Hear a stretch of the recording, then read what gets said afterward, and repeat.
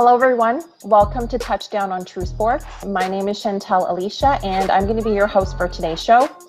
Joining me today are my analysts, Nolan Kingus, Luca Moya, and Stephen Clennon. Today, we're going to be discussing Super Wildcard Weekend. So we've got a total of 3 games on Saturday and 3 games on Sunday. So we're just going to get right into our game predictions.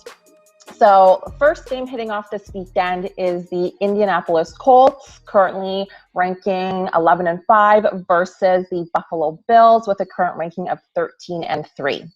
So Steven, who do you think is going to win and why? So right now, looking at it, Vegas is giving the Buffalo Bills a 7-point advantage, which I think is fair. That's real fair. But if we're looking back at it and we look at Josh Allen from last season in the playoffs, he didn't have such a good run. You know, we saw him going into the fourth. He had a lead in the fourth going into that game against the Houston Texans. And it just so happened a couple of missteps here, a couple of missteps there, and a couple of bad plays. They end up losing 26-19 in OT. But this Josh Allen that we're seeing this year, it's a different guy, man. MVP candidate. He's out here leading the Buffalo Bills for all-time in passing yards and TDs in the season. Second in the NFL right now overall for passing yards and TDs. And gosh darn it, he has Stephon Diggs looking like an offensive MVP candidate, dark horse, crazy. But on the other side of the field, you have a Colts defense that they're going to provide a little bit of a challenge, and Buffalo's going to have to come and bring their A game in order to get through this game, I think. But you know what it is? That Buffalo defense to me is really going to be the difference here. I think over the past few weeks since Week 12, these guys have been playing like a top 3 defense out there on the field, and they've looked great.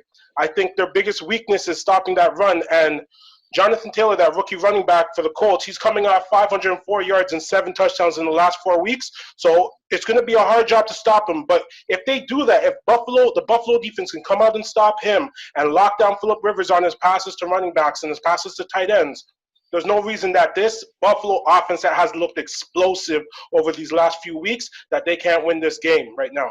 And me, I'm taking Buffalo to win it, because I just think they're a better team, and I think if they're going to be the ones to knock off the Chiefs in the whispers that we hear, they're going to have to make it past this Colts team with ease. Only thing I'm going to say, one storyline we should look for in this game, we got to question Phillip Rivers. He's been in the league so long, lost so many playoff games. Is it finally your time? Can you push forward to a Super Bowl or not?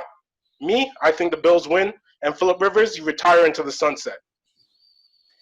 Yeah, I guess that's going to be a pretty rough sunset if the Bills win and then Phillip Rivers that's his career, just calling it quits there in Wildcard Weekend. But I do agree with you, Steven, on a lot of points. One, the Colts are a really good, run team now. It's not to say it's Jonathan Taylor's team now, but he's the guy. That is where the offense is going to focus, and that is where the Bills defense struggles. So that is going to be the key for the Colts and Frank Reich is, can you get Jonathan Taylor going and picking up these early first downs and turning those into second and short back into a first down? And that's what's going to keep Josh Allen and Stephon Diggs off the field.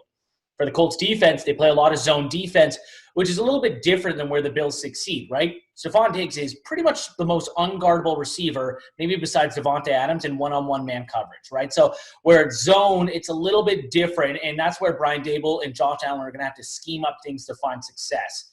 I think they're good enough to do that against this Colts defense. Yes, they're good. Yes, Jonathan Taylor can run the rock, but can the Colts make those in-game adjustments for when the Bills defense figures it out and goes, all right, now we have Jonathan Taylor stopping. He's not getting those big first downs.